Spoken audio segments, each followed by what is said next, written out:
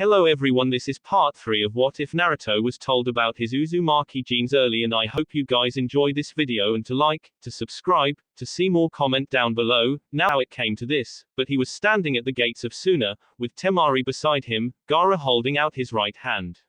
The man who was going to become Godime Kazekage was being guarded by a man he learned to be Baki, the man who has been the sensei of the Sand siblings since they were young. He was their sensei when they went to Konoha for their Chunin exams, and he was helping Gaara prepare for his role as Kazekage. When he informed them he would be leaving, he was told to wait for a day. They would make preparations to send Temari to Konoha so that she could inform the village of Gaara's appointment. She was the one who would be handling dialogues between the two villages. Naruto had waited. Gaara had asked him. I was just a single day anyway. There was no smile on Gaara's lips when Naruto shook his hand. I hope you come again soon to visit us, Naruto. I will try to make time. Naruto said. It wouldn't be any time soon. He was going back to his journey. His training with Jiraiya, and once he was satisfied, he would think about Konoha and what he had to do.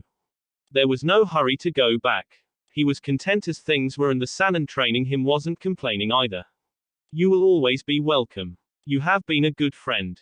Gaara said. Please take care of my sister along the way. This time, Naruto smiled. I will try to do that, but she is plenty strong, he said, eyeing the blonde sister of the Kazekage. For some reason, Temari looked annoyed. Come on, we don't want the sun to set while in the desert. She said to Naruto. I will be safe, Gaara. You don't have to worry. Baki shook his head. You really have to be careful, Temari. There are elements within the hidden leaf that don't like the fact that things are being done this way. You never even know that other forces are watching. Someone might just decide to do something just to make sure that Suna and Konoha never become allies. Naruto could understand what the man was saying. Dangerous creeps were always lying in the shadows, and it was truly interesting that the man was willing to say in front of him, a Konoha shinobi. For sure the man probably didn't trust him, but was going with the flow because the Sand siblings trusted him.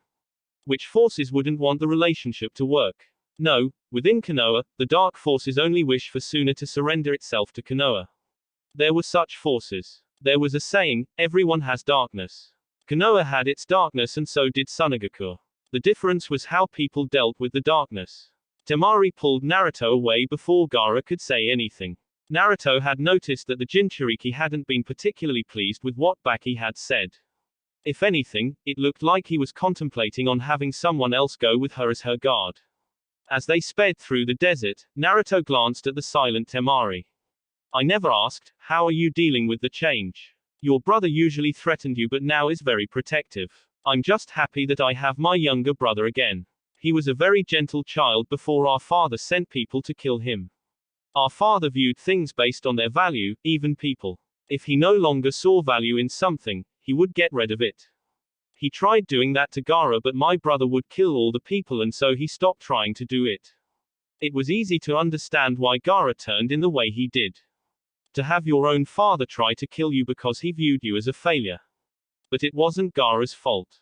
It was the crappy Fuinjutsu users who couldn't devise a seal capable of allowing Gaara to use Shukaku's chakra without the Beiyu influencing him. The Uzumaki would never create something so pathetic. Fuinjutsu in some other villages was truly cheap imitations of the work of art that his clan was able to create. The seal that housed the Kyuubi was an example of this. It may have been used by his father, but the basis of it came from work of the Uzumaki, something that his mother taught the Yondaime. You look displeased. Naruto smiled. Got lost in thought, he said. I don't know what I would if my own father was trying to kill me.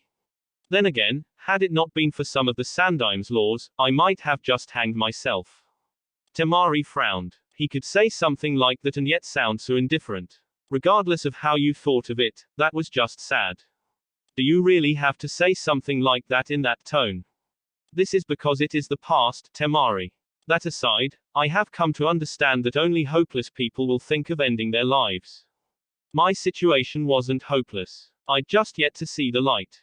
Naruto said a bit firmly. I'd like to camp somewhere closer to the border of the Fire Country. Can we speed up a bit? You do know that I don't have as much stamina as you do, right? Well, if you get tired, I will carry you, Naruto said with a smile.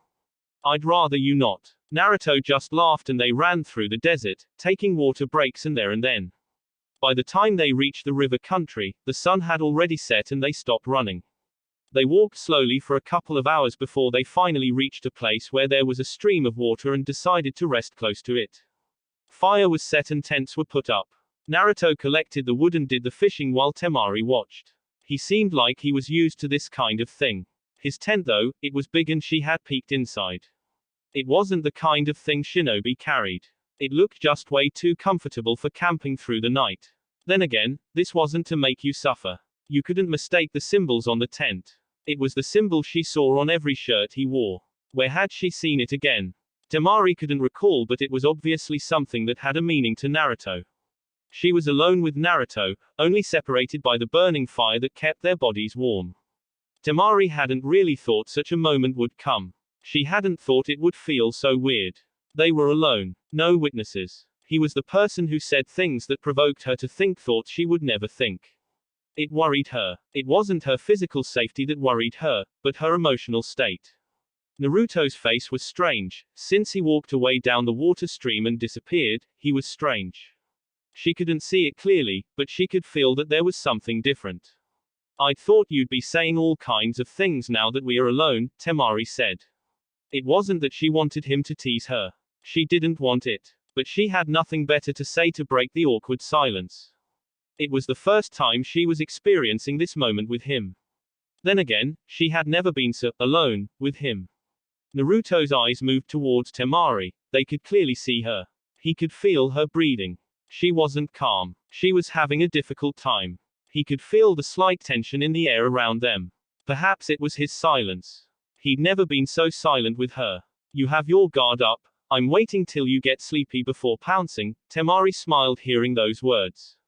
It didn't make her uncomfortable, it made her happy that he had responded positively. "That reminds me, I'm sleeping with one eye open. Can't trust you not to peek while I sleep, can I?" Naruto shook his head, wagging his index finger. "You're thinking peeking. I'm thinking you waking up in the morning next to a nude me." Temari shivered at the thought. She fought hard to avoid picturing him naked. She was glad for the fire that he couldn't see the pink tint on her cheeks. Now that she thought of it, she hadn't even seen his chest. He really did like covering up his body. Forget his chest, she hadn't seen his arms up his to his elbow. He always wore long-sleeved clothing. "I'd have to be dead for you to get that close. Even if you do get that close, when I arrive in Konoha, I will also be sending my condolences for their loss." Naruto laughed. "You wouldn't want to kill your brother's friend, would you?" Temari shrugged. "I'm sure he'd understand if I say his so-called friend was trying to violate me." Naruto looked thoughtful. "Well, I can see him nodding, saying that you did the best thing," the blonde said. "We will separate here, Temari. I won't go anywhere further with you. I have to turn towards Takumi. I could escort you near Konoha and still be able to meet Jiraiya in time, but you'll be safe." He was serious. Temari was a bit surprised for a moment. Not at those words but the seriousness of his tone. It sounded like she was talking to someone in power. Someone who was dishing out instructions that were not to be questioned. Why? Naruto knew. She was asking why he didn't want to get close to Konoha. She was curious. "My training trip wasn't supposed to take long, but it has been over 2 years and we are working towards a third. They probably want me to return, but Jiraiya and I still have many things to do. If I go near, I will be forced to get into Konoha. The moment I step through those gates, I won't be able to leave again. My training trip will be over." That was reasonable, Naruto thought. For some reason, Temari thought he just didn't want to return to Konoha. She couldn't understand why. He didn't talk much about the leaf. He almost never said anything unless you asked. She didn't want to be nosy, but she was curious. She nevertheless didn't ask him. She didn't want to be a bother. "I see," Temari said. She paused, and stared. She wanted to ask, but she didn't know how to say it. "When do you think we will meet again?" At that moment, Naruto realized, he had grown a little too attached to this person than he would have liked. He had trained with her for many days. He had shared many laughs with her. He had seen her smile. He had seen her flustered. And honestly, he thought it was adorable. His smile would only make her angry. But that was fine. That was Subaku no Temari. Naruto smiled. Temari saw it. When Naruto realized he was smiling, and he had been caught, he didn't drop it. He was used to her presence, her curious glances. She was always trying to figure him out, trying to study him. Perhaps it was dangerous for him. But he was okay with it because she never asked. She never tried to sneak behind him to see what he was doing. She was curious, but she knew not to pry. Naruto didn't hate her. But, what? He shook his head. He was overthinking things once more. He did like people at a distance despite openly chatting to them, didn't he? Was it because he always wanted to be in charge? Once more, he shook his head. I don't really know, but if you miss a training partner, let me know. I don't even have a way of contacting you if you are not going to be in Konoha, Temari said with a frown. Sometime in 5 or 6 months, we should be making way towards Konoha. Jiraiya said we'd have to discuss the conclusion of things, but we will surely see each other soon, Naruto said. That was the truth. He would see her again. But, Lord, he was walking into another dangerous situation. But this seemed fine. Her brother looked like a decent person. She was a pleasant person. He had his issues. He could work on them. And nobody needed to get caught up in it. Naruto smiled inwardly. Was it concern for other people? He has truly become soft in the inside. He could blame the Sandaime Hokage for this change. He had stopped caring. But Team 7 made him see things. It made him experience new things. Perhaps he enjoyed those fleeting moments a bit too much than he should have. Connections. Friendship, they were never meant to be lasting, he was never meant to be attached. Temari smiled. I hope so, she said. A moment of peace settled in. She enjoyed it. How different her life has become over the past month. It was amazing how things could change. But then again, she never had a boy who wasn't her brother close to her. She had someone she could call a friend. Someone outside of her family. It was a good feeling. She glanced over at Naruto. His eyes were on the fire. She cast her eyes at the burning flames. She listened to the sound the wood made as they burnt. She laughed. She was amused at herself. When did she start doing this? She really needed to get a hold of herself. And you were saying people would think I was the crazy one, Naruto said after a moment. Temari realized she'd make a sound. She wasn't embarrassed, she just shrugged carelessly. Oh, brother, she was picking up his habits. I couldn't help myself. She was glad Naruto didn't ask. That happens, he simply said. Say, Naruto, Temari started, staring deeply into his eyes. When he stared back, she shook her head. She could ask another day. Never mind, she said. I'll ask when I see you again. It was unlikely to be soon, but Naruto wasn't that curious to know what she wanted to ask. His mind was already filled with too many things. I'll remind you, I'm going to check the parameter, he stood up. Take my tent for the night, I will keep watch. Not for the whole night, wake up me so that you can also rest. Naruto nodded. I will do that. He would not. He did not. Temari only woke up early in the morning, and when she woke up, he was gone. He wasn't taken. He had just left her. Yes, she thought it like that. He had left her. There was only a letter beside her. A couple of words that didn't give her comfort over the loss of her companion. Temari took the letter and hugged it. For the first time since he came to Suna, Temari felt lonely. She felt alone. Omegakure, the shinobi world was ruled by power, it was those with power that determined everything. Nagato had power, Omegakure had power. The great 5 nations were powerful. That was why their wars always affected even the smaller villages. They were always caught in the crossfire. They always get crushed under the weight. Omegakure had wounds from wars it did not start, wars it had no part of. He had pain, memories that he could not remove from his head. Because those with power used it recklessly and they suffered from it. But they would suffer no more. Omegakure would not suffer any more. This village, this home of his, it was firmly in his hands. The grip of the past dynasty, he had crushed it. There wasn't anything tangible that remained of it. Nothing. He eradicated it. It was nothing but just memories from the minds of people. But that would too disappear. His village had a massive population. But it didn't have many shinobi. That was why it was considered weak. That was why it was indeed weak in the past. But it was weak no longer. Over the past 5 years, he had been building its military strength. It had shinobi who could fight, shinobi who could stand behind to withstand the might of any hidden village. Jinchurikis were not a consequence. He could handle them, because he was strong. Conan, Nagato glanced over his shoulder as his partner walked towards him. Itachi just left the village. Did he say anything to you? Conan nodded. Sometimes the Uchiha had a tendency to walk away from the village without saying anything. The journey always ended up in the Fire Nation. She had always assumed he was going to check on the hidden leaf, but he never said anything and they never asked him. He is going to offer his services to Azu. Conan handled the Akatsuki while Nagato handled duties of the village. She handled all mission requests made to the Akatsuki and she assigned them to whoever she thought was suitable. But Azu was always specific in their demands. It was always Itachi. Nagato went there occasionally. I hope he is careful this time around. Last time he returned before the mission was over because he had put some people under genjutsu. Nagato shook his head. The Uchiha was smart. But those people in Azu were not to be underestimated. Even if Itachi was powerful, those people were not the ones to be fooled easily. The visual prowess was a thing to behold, but the eyes in that village saw everything. They said they made preparations this time around. He is going to stay in places he has to see. I doubt he has seen anything they don't want him to see. Nagato nodded to this. We are going to be doing more missions these days. But it will attract attention, he said. He was referring to Shinobi. But it can't be avoided. We are ready for the world. The village will however remain closed.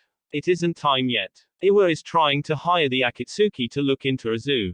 Any other village trying? Conan shook her head. At least we know who the enemies are, but we can't afford to do anything at this time. The risk is too great for us. But if they try anything, they will be crushed. Nagato said. We are going to change this world, and there will be no one who will stand in the way. Those who try will be crushed. We have been wronged too often and because these people have power, they have always gotten away with it. We shall no longer allow them to make us experience pain. If they tried, it was them who would be made to experience the pain they have felt. Perhaps they would understand. Maybe they would not. But this world had to be changed. This order of things would be changed. And they would do it. They would not fail. Conan looked down at the streets.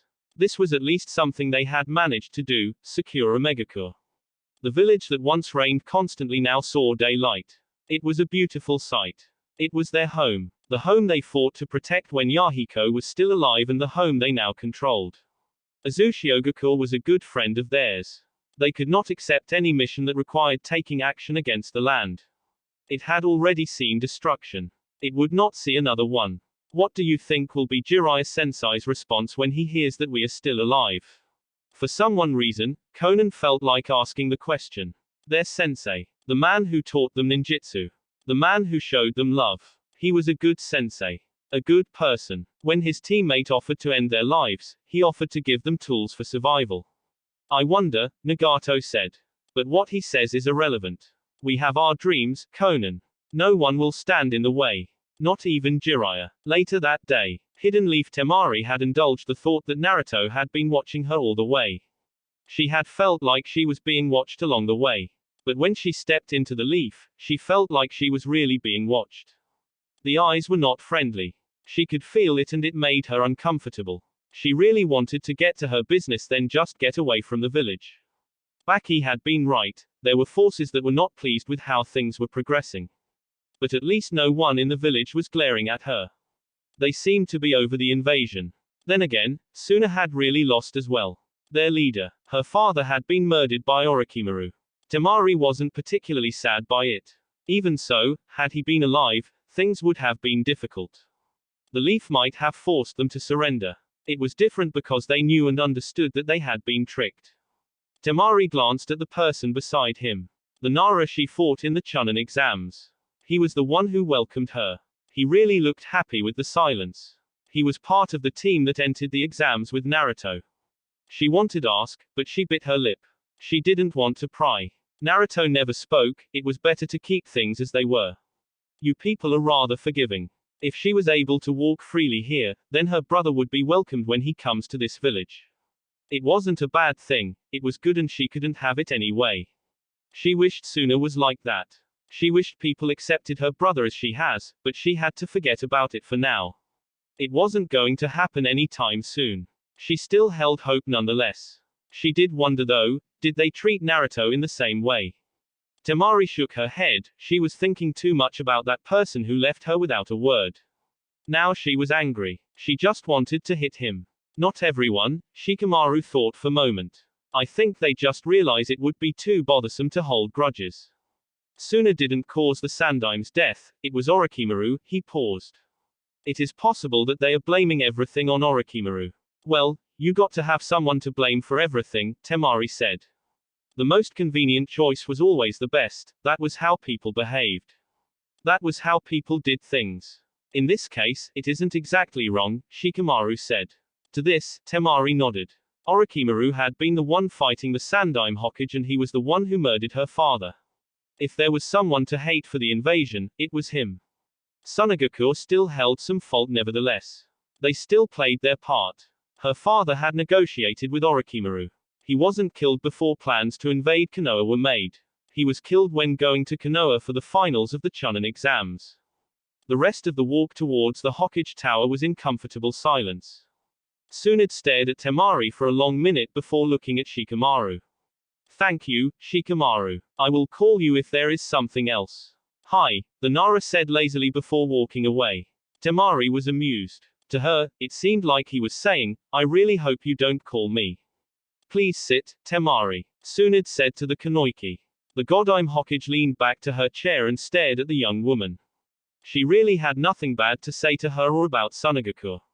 They had already discussed things with those in charge at the moment and she was pleased with how things have progressed. She didn't want any bloodshed. She didn't hold any grudges. But it was a fact that Suna had betrayed him even though they were allies. She almost snickered at the thought that after betraying him, Orochimaru had gone to betray them. It was like this in this world. You could never trust anyone with your back. You betray people and others will betray you. She still had to work around that issue. Suna had betrayed them. The village was struggling with resources and it did depend on the hidden leaf on many things. However, Konoha sold them cheap things of low quality because that was what they could afford. There was no charity. Even Konoha had to look after itself. But their situation didn't excuse their actions. Tsunade really didn't want to talk about Suna and Konoha. That was settled. But she knew Danzo wasn't happy. She knew he was probably plotting something. His suggestion had been to even take the Sand siblings and make them Konoha shinobi. Ridiculous. How long are going to stay here? I plan to return tomorrow morning. Temari responded calmly. She took out a scroll and handed it to the Godime Hokage. She didn't have to answer anything. She just had to give the woman the scroll. That was her mission. Tsunade nodded. Please see me before you leave, she said. I need to make preparations for your departure. I will have a team take you back to Suna. She said in a serious tone, but she would not explain anything or her reasons for doing what she was doing. Temari frowned, but she wasn't going to ask. She knew why. Someone had really been watching her since she stepped into this village. This was really a dangerous world, wasn't it? Konoha was big, it was to be expected to have so many forces. I was told that Naruto was in Suna, Temari nodded. He stayed with us for a month. He left after receiving a message from Jiraiya-sama. She was surprised with her response. She didn't say that she left Suna with him and wasn't planning on saying it unless the Hokage led her to it. I'm going to ask some questions, you don't have to feel pressured or forced to answer them, Tsunade started calmly. Who did he spend time with? Was he alone? What was he doing? She was worried, Temari realized. It was like a mother asking about her child. The look her mother had. This woman did care for Naruto. She really did. But Naruto never spoke about it. He never said anything. You wouldn't think there were people who cared for him in the leaf with how he avoided it and kept silence on the subject. Naruto had spoken to her freely and she had a choice here. Temari decided. She decided it was best to relieve the Godime Hokage of her worries. I spent time with him, I was the one who was actually training with him. I saw him every day, Tsunade's eyes lit a bit brightly. I only hear things from Jiraiya, but not from another set of eyes who have sat with him. When he left here, things weren't great. That is why I allowed him to go on the training trip. She paused. How close did you get to him? I don't know how, but we talked. Temari managed a small shrug. Just like how Naruto would respond to the question. God, she was copying his tendencies. Naruto didn't have a lot of people around him when growing up and trusting people was a little difficult. But when he got into a team, he trusted his teammates, they were friends, but the person who shared his loneliness betrayed that trust and nearly killed him. Temari now understood things. She understood why he looked so welcoming, yet not very close. She could only think that it was the Uchiha who did it. What a horrible thing to do. But Naruto still didn't look like someone who had trust issues. He talked to people, and he smiled. He hadn't pushed her away. Temari nodded. He is fine, after spending time with him. I can't really say there is something bothering him. She would not say, though, that he didn't talk about many things personally. She would not say he never brought up Konoha or the Uchiha who nearly killed him. The Uchiha who betrayed his trust. I want some details, Suna said. It was more like an order than a request. For a moment, Temari thought of rejecting the request before nodding her head. She could indulge the godime. Perhaps she would get to see how the experience affected her. Talking about it, sharing her experience with Naruto to someone who was listening so attentively, Temari felt like she was just breathing new air. It was a good experience. It made her free. She didn't say everything. She kept some details to herself. It seems that he is doing well, Suna said with a smile. I was really worried. The godime looked at the scroll she had been given. She looked at it for a couple of moments. She'd already received a report that it might be so. It was perhaps good that this was happening now. A blessing that Naruto had befriended Temari. She was going to be the Kazekige's sister. They could use her. If things were not going smoothly, she could demand a political marriage. That would bind the Hidden Sand from doing anything. She could use this card to silence some critics over the way she has handled things. She wasn't going to do it, she was going to wait and see. Your brother is still young, I haven't met him, so I am going to be honest, what do you think? Suna asked the blonde wind user. He is capable and Baki has been preparing him over the past year. She would not say that he was simply being put in his position because the council was afraid of him. But that was Suna's internal problem. They would deal with it. If Konoha found out about it, they would work it out. But this didn't mean he didn't have the qualities. He had them and he would do a great job as Kazekage. That isn't very reassuring, but I have seen enough not to underestimate someone because they are young, Suna said. I will write to him. Konoha is still open to trading with Sunagaku, but we will have to revise things a bit. Temari managed a smile. I will pass on the message, she said. A couple of days later, when Naruto walked into the room he had rented in this gambling town, he found himself standing face to face with blood-red eyes. Sharingan. Those eyes. Those damned eyes. Naruto really didn't like them. He wouldn't go as far as to say he felt nothing but contempt for them, it would be extreme. He knew this person. This was the elder brother of Sasuke. He should be afraid. He should be worried about the motives of this person. But Naruto was not. He was only curious, but he didn't show it on his face. His heart was beating a little fast, but he wasn't concerned. He needed to silence it. It was a dead giveaway. He walked past the man and settled by the window. Jiraiya was already in town. It was only a moment of time before the Sannin found him. Maybe he was already on his way. Itachi watched Naruto carefully. He should be surprised by the blonde's reaction to his presence, but he wasn't. He didn't even raise an eyebrow. He just watched the blonde walk past him. If Itachi wasn't seeing the blonde, he wouldn't say he was there. He had managed to completely erase his presence. It was remarkable. The tool's a trained silent killer. He didn't have much time with the blonde. Jiraiya was probably charging to this place he stood. I want to speak to you, Naruto-kun. Naruto didn't turn to the Uchiha, he merely responded in a cold tone. You have my ears. But not his eyes. Though, I find it interesting that a known S-rank criminal would be interested in just a mere genin. I think we both know you are more than that, Itachi responded calmly. I once served as an Anbu in Konoha and the Sandaime trusted me very much. Naruto glanced at the Uchiha through the corner of his eyes. I know, I did see you once or twice. He did speak very highly of you, even after the massacre. Then again, he was still fond of Orochimaru despite everything.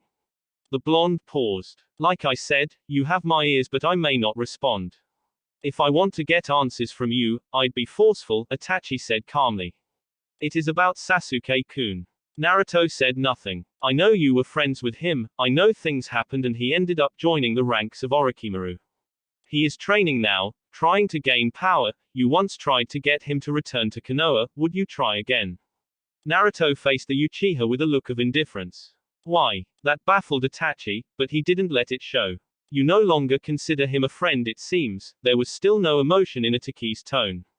Naruto looked away from Itachi without saying a word. After a couple of moments he responded.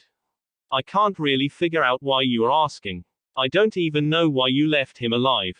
I was thinking perhaps you just couldn't kill your younger brother. He shook his head. Sasuke decided that joining Orochimaru was the best possible cause for him. He wanted his revenge. Whether Orochimaru allows him to get it or not is his problem.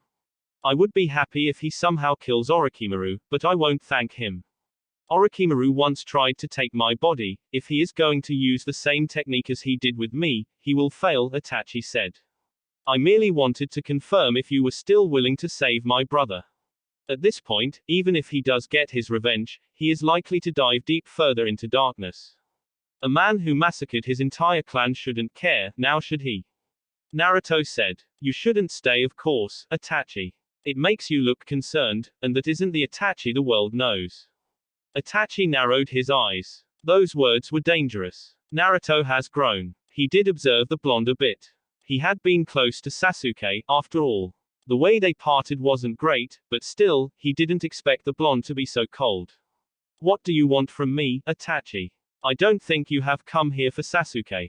I have been around people, and when they want something, you sense it. This wasn't even the kind of crowd he hanged around with. Having such people with curious glances was even dangerous for him. Never did he even think that he would end up getting a visit from this infamous man. Konoha once worshipped him, but now he was just another Orochimaru. Pitiful. But Naruto didn't care much. He wasn't even fond of the Uchiha. For some reason, the Bayu inside of him seemed to appreciate his dislike for those damned corrupted eyes that had the power to bend your will. I wanted to confirm something, did you? If Naruto was curious, he didn't show it. There was still an air of indifference around him as he responded. Itachi did not respond to the question. He asked a question of his. As far as I am concerned, you are the only other Uzumaki who has no connections to the revived Uzu. Have they not approached you? I would find it curious if they have not. Naruto glanced at the Uchiha for a moment. This was an interrogation. A soft one. Those eyes were watching every inch of his body, waiting for any sign of deception. Have you been searching for the Uzumaki, Itachi? You're not answering my question. I'm not obligated to answer when you ignore mine, Naruto said with a shrug. I have been to a zoo, and I have traveled around a lot. I haven't come across any Uzumaki. The world is big, Itachi. The survivors of the Uzumaki clan scattered across the elemental nations after the destruction, Naruto said. It does make you wonder, doesn't it? What? In asking that, Itachi realized, Naruto hadn't answered his question and he was steering him away from it. His eyes narrowed dangerously. This was no normal teenager. He was at least able to confirm that. But Uzu would not show him anything. Maybe someone would slip in something to him, but it was unlikely. Uzu and Konoha were like brother and sister, and yet, none of the survivors ever took refuge in the hidden leaf. Naruto paused for effect. That is a puzzle, isn't it? It is, Itachi said. I will also reveal a little secret, since you don't want to cooperate with me. I am indeed a criminal and massacred my clan, but I still kept contact with the Sandaime Hokage. You see, when it came to you, he did not trust any of the Anbu. He contacted me. I was there when you two visited Uzu. Naruto turned to face the Uchiha. The mask on his face didn't slip, but he did have a raised eyebrow. Well, that is interesting. Well, at least no one in Konoha knows about it. He turned his eyes outside once more. What else do you know? Admittedly, nothing. This is why I came here. You were interested in Uzu back then, but now there is nothing. Why? Itachi asked. My time is up, but we shall talk again, hopefully. The Uchiha disappeared from the room after those words left his lips. A few moments later, Jiraiya burst into the room, looking worried. Naruto turned around to face the Sannin. I'm not paying for that damage, he said. Naruto was fine, but there was no sign of the Uchiha. Jiraiya frowned. He was late. But at least there was nothing wrong. Then again, he didn't exactly think that Naruto would have been harmed. What would Itachi have against his student? The Uchiha was a member of the mercenary group, Akatsuki, but they wouldn't be after Naruto, would they? Glancing at the door on the floor, Jiraiya sighed. I didn't book the room, I can't pay. I was never even here. Naruto sent the Sannin a look. You will regret many things, sensei. That said, He looked back at the window. What took you so long? I got held back someone, Jiraiya said with a grin. A young beautiful lady and you just couldn't resist until you realized she was being manipulated, Naruto said with a shake of his head. You can be remarkable sometimes, sensei, you are only saying that because you didn't see her, Naruto, Jiraiya said. He was firm, anyone would have been distracted. But sometimes Naruto did act like he didn't recognize beauty when he saw it. Now that Jiraiya thought about, he never saw the blonde with a lady, even though he visited bars. He always came back alone. He was truly missing the joys of life and this was his student. I'm sure I wouldn't have behaved in the same way as you, Naruto said with a shrug. When are you going to follow me? It would be nice to show you off. I did it once, never again, Naruto said with a slight shake of his head. How was your work? Jiraiya looked thoughtful for a moment. There was no harm done with Itachi, so they would discuss this issue some other time. He would not forget. For now, he was happy. He didn't want to ruin the moment even. Fruitful, the Sannin said calmly. I heard you got close to a certain blonde head, a grin plastered his face. Naruto faced Jiraiya for a moment. That look. The smile. It suggested something but Naruto wasn't going to think too deeply about it. Temari is a delightful woman. But that was that. Jiraiya shook his head. I don't have to teach you how to get close since you already know the trade, but if you keep watching the birds, they will fly off. You must make a move. He said seriously. You are still too young to talk about marriage but you need to have fun, Naruto, you mean your kind of fun, Naruto said. I am not exactly a boring person in case you forgot. You know, I just am more controlled than you. Certainly, the blonde knew how to act. He could sit at a bar and laugh with a couple of ladies while drinking, but he would end it there. Jiraiya could confidently say the blonde knew the body of a woman, and yet, he never seemed eager. The toad sage sighed and settled on the bed. Suna was asking about you. I'm sure she was. As she does in her letters, you have a tendency to leave them open so that I can comment. And you don't. You pretend as if you didn't see anything. I don't pretend anything. I just keep my thoughts to myself. Besides, if you didn't ask for my opinion, I can't give it, Naruto said. How long do we have? She didn't stipulate and I'm honestly fine with the way things are. I failed to do so many things in your younger days. I'm watching you grow, we are close, I am happy with that. But things had to come to an end. Nothing was forever in this world. He knew that. He had experienced it too many times. This end would be on his terms and he would be content with it. There was nothing that could take away the memories he shared with Naruto. There was nothing. The memories were his and he would make some more. But we are still wanted in Konoha, Naruto said. There was no emotion in his tone. And he wasn't looking at the Sannin. Jiraiya couldn't tell if the blonde was displeased. Yes, Jiraiya said with a small nod. We have to cover your Kaiten training, and the Kyuubi's chakra. And we have to do missions for you to earn yourself more experience in battle. If the toads are willing, you will learn Senjutsu. Well, that is quite the schedule, Naruto said. We can do fire and Kyuubi's chakra simultaneously. It isn't my favorite meal to do 2 training exercises at once, but since we don't know when we will end our time together, we don't have a choice, Naruto said. Jiraiya could work with that. Are we going to talk about your skills in Fuinjutsu? His tone was serious. I don't usually push you for answers, but it is important if we are going to learn controlling the Kyuubi's power. Naruto glanced at Jiraiya at the corner of his eyes before looking at the streets. This town was lively. This wasn't his first time here. He'd come here looking for the old hag. What of my Fuinjutsu skills, sensei? I put it wrongly, Jiraiya then corrected himself. What is your knowledge regarding Fuinjutsu? You might not be able to apply the art in practical use, but sensei gave you many books about the art to read. He even had me hand over scrolls one have obtained from Minato. He would not tell me what it was for, but I suspected it was for you. He did give me things to read. Naruto said quietly. The third had me consume as much knowledge about Fuinjutsu as I could filter through my head. He said it was fine even if I didn't understand. I just had to consume the knowledge. He said it had to be on my head. When I was alone, sitting like this, I could search my memories and try studying the structures of seals. Since it was difficult, it would be enough to preoccupy my time. He had 2 reasons for this. He said it was my legacy. It was the legacy of the Uzumaki. The second was that he wanted me to think about something useful. He didn't want me filling my head with thoughts of my loneliness. Because I could concentrate, it was easy just thinking of diagrams I couldn't describe. At the same time, it was frustrating. But I also needed something to think about, so I filled my mind with those diagrams, arrays, drawings. Jiraiya was silent for a long minute as he absorbed those words.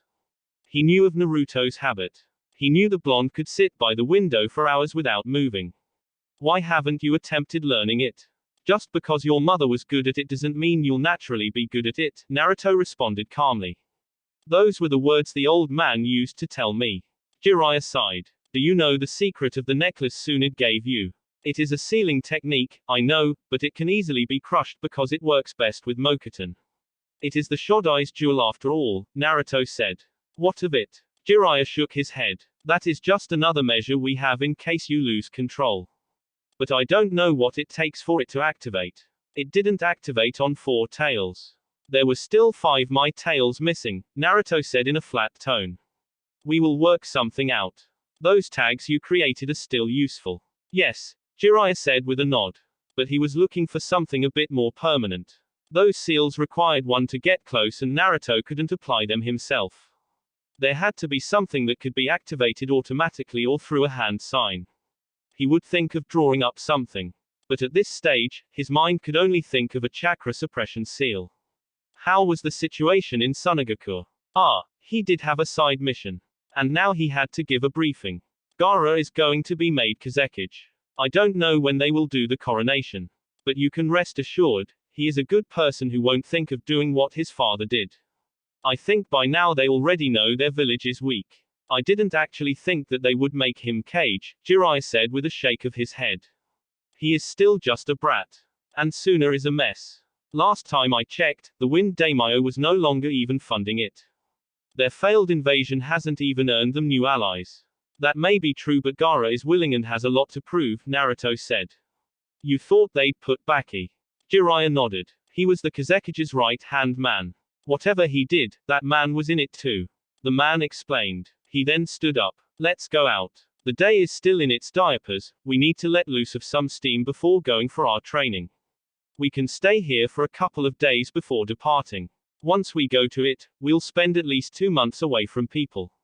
Best we stock up for those days.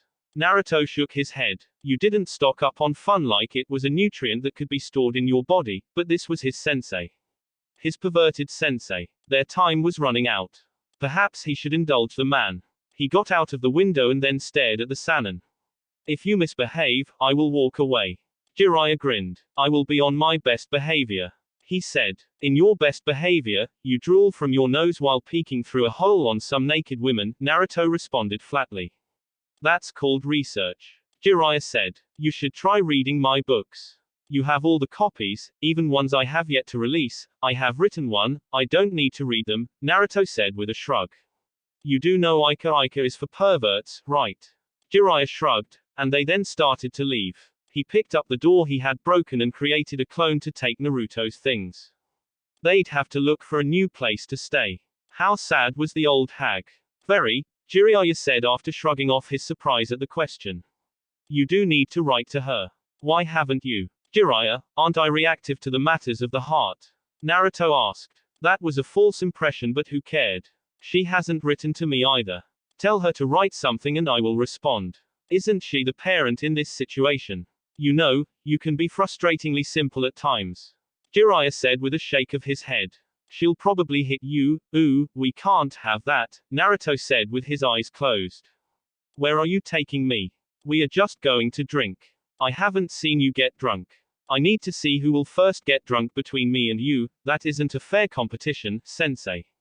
You are a professional and I am just student, Naruto said with a shake of his head.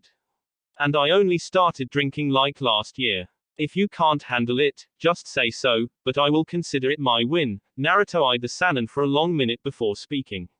Let us make a wager then. I'm not making a wager with you, Jiraiya said. Last time I ended up walking into a hot spring while naked, a women's bathing place. You were confident you could win. If I had lost, I would have been the one doing it. Jiraiya glared at Naruto. I doubt it. You have a smooth tongue when you want to use it. You could have ended up convincing them that you truly thought it was a men's place. You overstate my abilities, sensei, Naruto said with a shake of his head. Your student cannot talk a woman who has had 6 bottles to share a bed with him.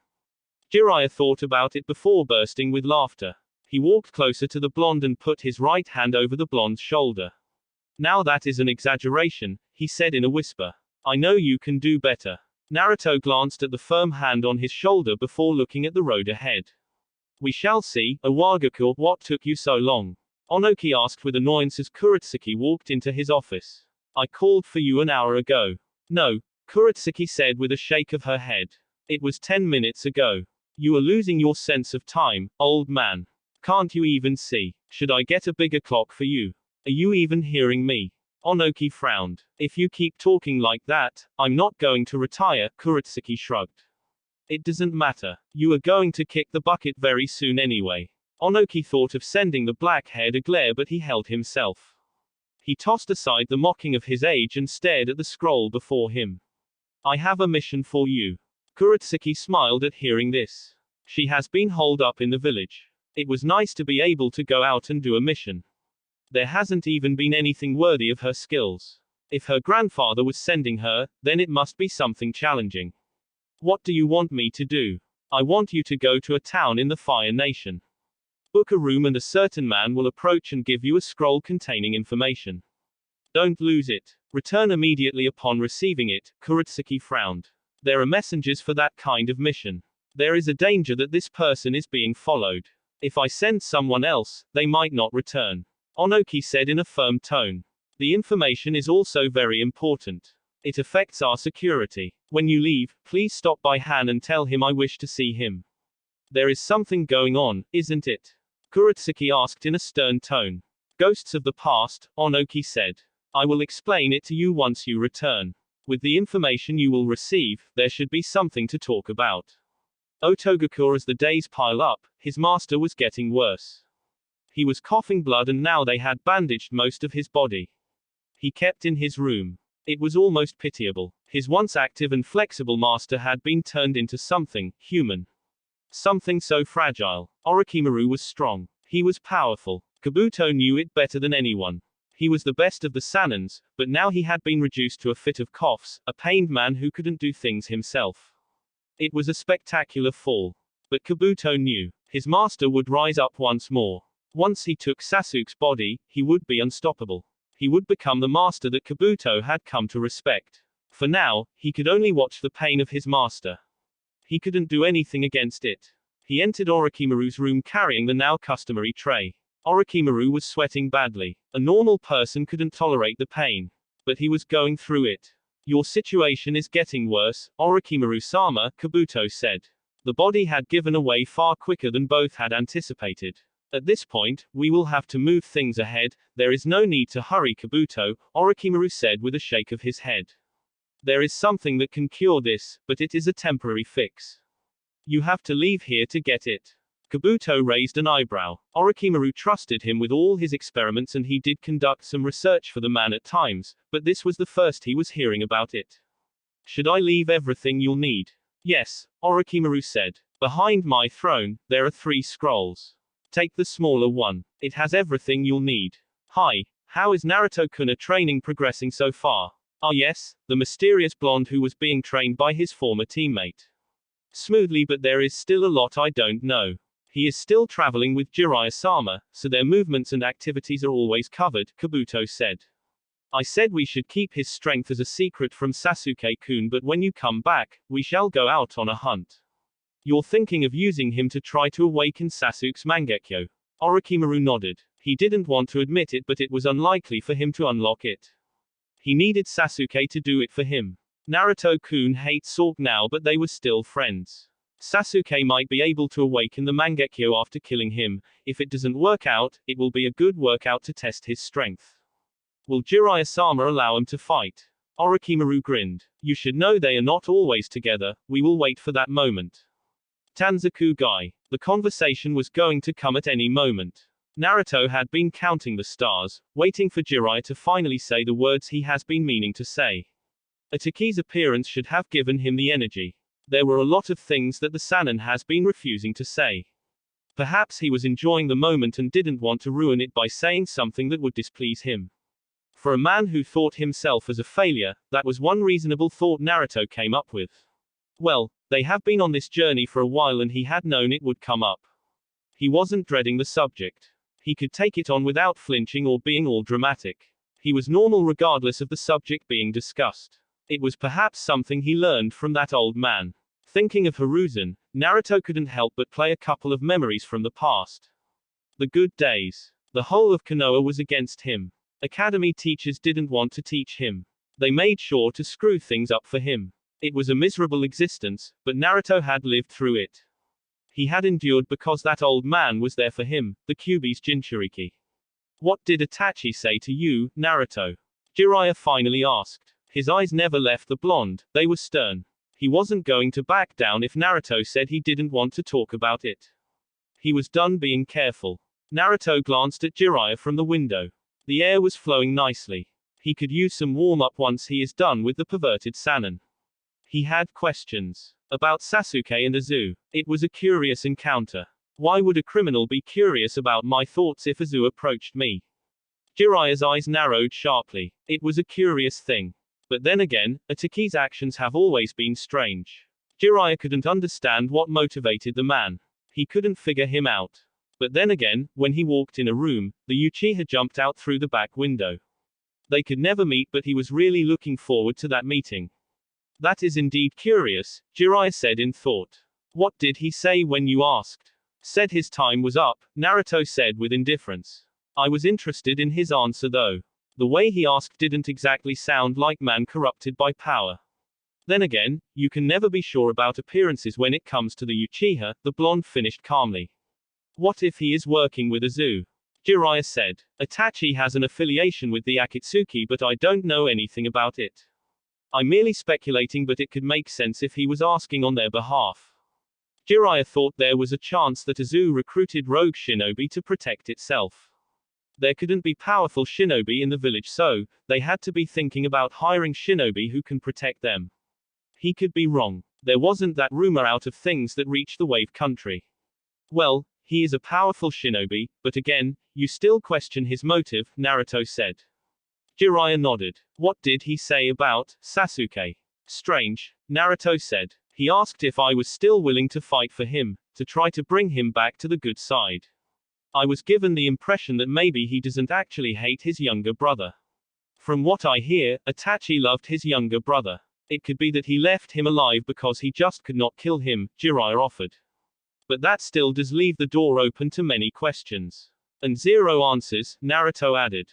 Jiraiya grunted in response. That is true, he paused before asking. What did you say about Sasuke? Are you still willing to try to get him back to the Hidden Leaf? Why? Naruto said. That is the response I gave Itachi and I am giving it to you, sensei. Naruto said. There was still no change in emotion. His voice never faltered. He was neither cold nor hot. This lack of emotion frustrated Jiraiya. Not because he expected the blonde to throw a fit. Naruto never did that. He was reserved and controlled. But this indifferent response meant he couldn't read him, and that is what frustrated him. He was your friend Naruto. You cannot erase the past you shared with you. Regardless of what happens, the Sasuke you shared a past with will always be there. Jiraiya said in a stern tone. Regardless of what happens, Sasuke is a former Hidden Leaf shinobi and the people there still want him back. If you are ordered to bring him back, would you say why? When a shinobi is given a scroll and told to deliver it, does he ask why and what is in the scroll? Jiraiya frowned. Although Naruto wasn't looking at the Sannin, he could tell he was frowning. Exactly, Jiraiya. I would carry out my duty. Itachi was asking for my thoughts on the matter. If it was my choice, what would I do? You didn't answer his question and you didn't answer mine. Your responses have been with questions. Jiraiya said. I gave you a reason, he was your colleague, now, you can either choose to ignore it or accept it. I have no attachment to the Uchiha, Naruto responded. Honestly, his attachments to the people in Konoha were fragile. He never got too close because he knew it was a fleeting moment. I have not really thought of him since he departed sensei. At this point, Sasuke is irrelevant to my training and my future. Regardless of how you look at it, those words were just cold. Then again, how many years did he spend chasing after Orochimaru? Did he succeed? Of course not. I really hope I don't become irrelevant. Naruto glanced at the Sannin for a moment before shaking his head. You can be miserable at times, he said. But it is a fact, Sasuke and I were friends. It wasn't what he wanted. He played the role of a mere genin all too well. He ended up getting attached. It wasn't supposed to happen. But he got closer. It was his mistake. You really couldn't fully predict the human emotion. He wasn't sad things ended up in the way did. That was why he wasn't moping. Perhaps people thought he had been miserable after Sasuke left. Yes, he was, but not for the reasons they had in mind. What of Konoha? You've never talked about it. There isn't really nothing much to tell, or talk about. That aside, I really didn't want to focus on the leaf. I just wanted to get my head straight into training and forget about Konoha. It doesn't work like that, Naruto. Konoha is home, you have to think about it. Perhaps, but we are still going back. The village isn't under attack. I never felt like talking about it, Naruto said carelessly. What are you worried about, sensei? Are you thinking that if the Uzumaki come knocking I will drop Konoha off the bat without blinking?